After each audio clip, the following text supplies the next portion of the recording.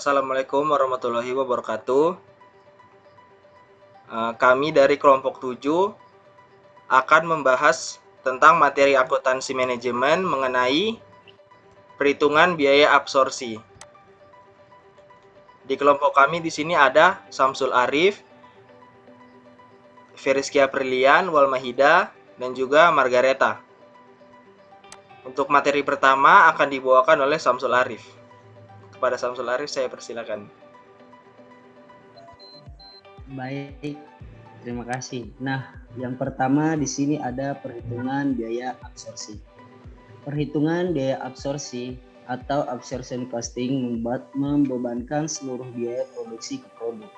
Bahan baku langsung, tenaga kerja langsung, overhead variabel, dan overhead tetap adalah biaya dari suatu produk. Oleh karena itu, dengan perhitungan biaya absorpsi, overhead tetap dipandang sebagai biaya produk, bukan penggunaan tarif overhead yang tetap telah ditentukan sebelumnya, fixed dan tidak dibebankan sampai produk terjual. Nah, yang kedua di sini ada perhitungan biaya variabel. Perhitungan biaya variabel menekankan perbedaan antara biaya produksi tetap dan variabel. Perhitungan biaya variabel atau variable costing hanya membebankan biaya produksi variabel produk. Biaya-biaya tersebut terdiri atas bahan baku langsung, tenaga kerja langsung, dan overhead variabel. Perbandingan metode perhitungan biaya variabel dan biaya absorpsi. Prinsip-prinsip akuntansi berterima umum GAAP mensyaratkan perhitungan biaya absorpsi untuk melaporkan bagi pihak-pihak di luar perusahaan. Financial Accounting Standard Board (FASB), Internal Revenue Service (IRS), dan regulator lainnya tidak menerima perhitungan biaya variabel sebagai metode perhitungan biaya produk untuk pelaporan bagi pihak-pihak di luar perusahaan. Laporan laba rugi menggunakan perhitungan biaya variabel dan absorpsi. Oleh karena itu, biaya produk per unit adalah dasar bagi beban pokok penjualan. Metode perhitungan biaya variabel dan absorpsi dapat menghasilkan angka laba operasi yang berbeda. Perbedaan muncul karena jumlah biaya tetap yang diakui sebagai beban dengan kedua metode tersebut. Nah, di sini ada tabel hubungan antara produksi, penjualan, dan laba. Jika produksi lebih besar daripada penjualan, maka laba absorpsi lebih besar daripada laba variabel. Yang kedua, apabila produksi lebih kecil daripada penjualan, maka laba absorpsi lebih kecil daripada laba variabel. Nah, yang ketiga, produksi sama dengan penjualan, maka laba absorpsi sama dengan laba variabel. Sekian, terima kasih. Selanjutnya akan dilanjutkan oleh Feriskia. Ya, selanjutnya di sini saya akan menjelaskan tentang beban tetap langsung. Beban tetap langsung adalah beban yang secara langsung dapat ditelusuri ke sebuah segmen. Beban tetap langsung kadang dianggap sebagai beban tetap yang dihindarkan atau beban tetap yang ditelusuri karena hilang jika segmen dihapuskan. Kemudian ada beban tetap bersama.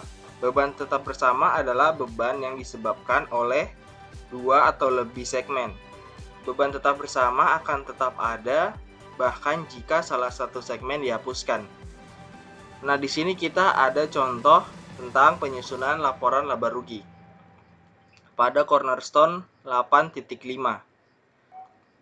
Diminta susunlah laporan laba rugi segmen Audiomatik untuk tahun depan dengan menggunakan perhitungan biaya variabel. Pada pemutar MP3 penjualannya sebesar $400.000, pemutar DVD $290.000, sehingga total penjualan adalah $690.000. Kemudian beban pokok penjualan variabel pada pemutar MP3 adalah $200.000, pada pemutar DVD adalah $150.000, maka total beban pokok penjualan variabelnya adalah $350.000. Kemudian beban penjualan variabel pada pemutar MP3 ada $20.000, pada pemutar DVD $14.500, maka total penjualan variabelnya adalah $34.500. Lalu ada margin kontribusi didapat dari penjualan dikurangi dengan beban pokok dan juga beban penjualan variabel pada pemutar MP3 sebesar $180.000, pada pemutar DVD sebesar $125.500. Lalu total margin kontribusinya adalah $305.500. Lalu dikurangi dengan biaya tetap langsung. Pada overhead tetap langsungnya ada $30.000 pada pemutar MP3, kemudian pada pemutar DVD ada $20.000, maka total overhead tetap langsungnya ada $50.000.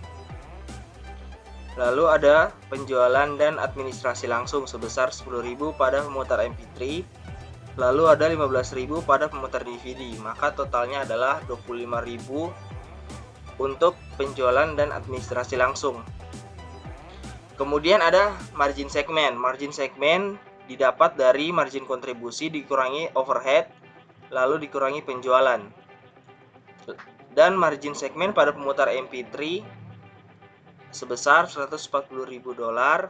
Margin segmen pada pemutar MP3 adalah $140.000. Pemutar DVD $90.500. Jadi total margin segmennya adalah $230.500. Kemudian dikurangi beban tetap bersama. Overhead tetap bersamanya adalah $100.000, penjualan dan administrasi bersamanya $20.000. Maka laba operasinya adalah $230.500 dikurangi $100.000 dan $20.000, maka totalnya adalah $110.500.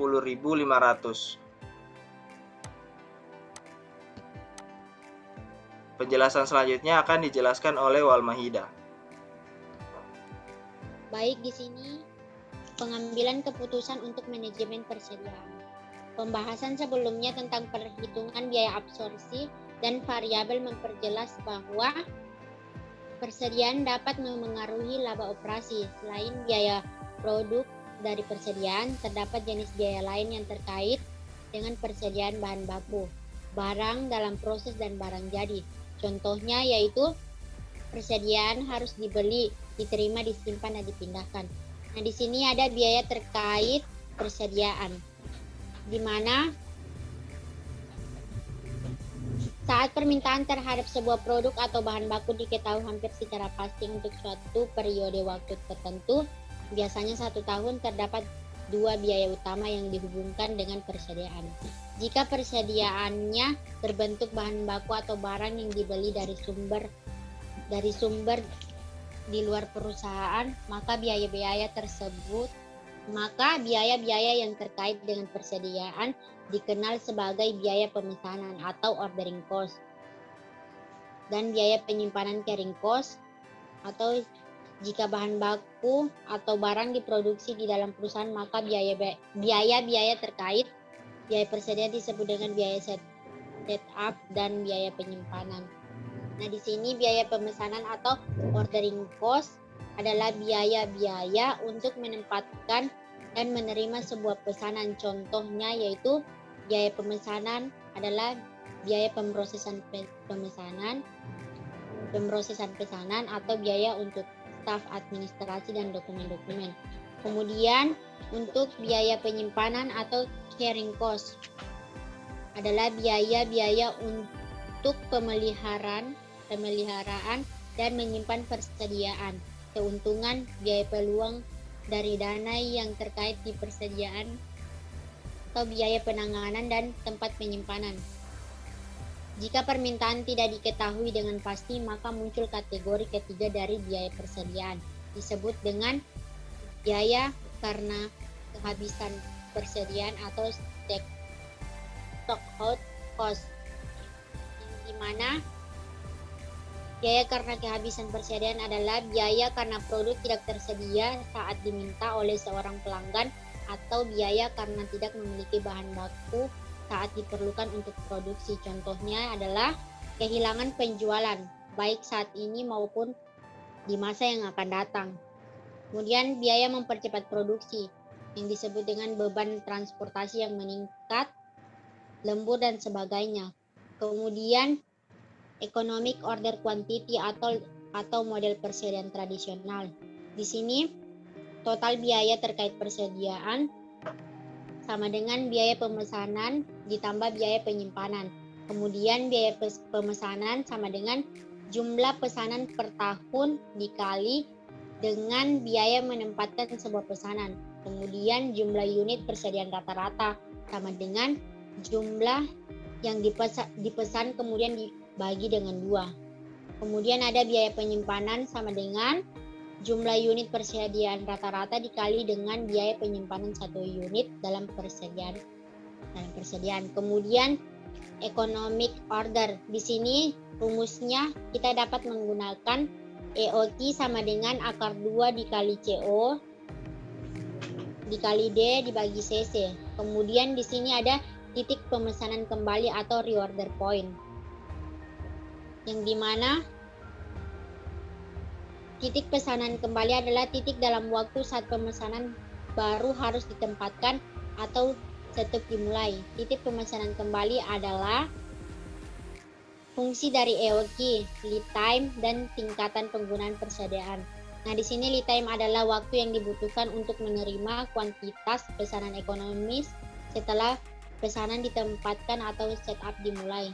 Jika permintaan terhadap suku cadang atau produk tidak diketahui dengan pasti, kehabisan persediaan dapat terjadi.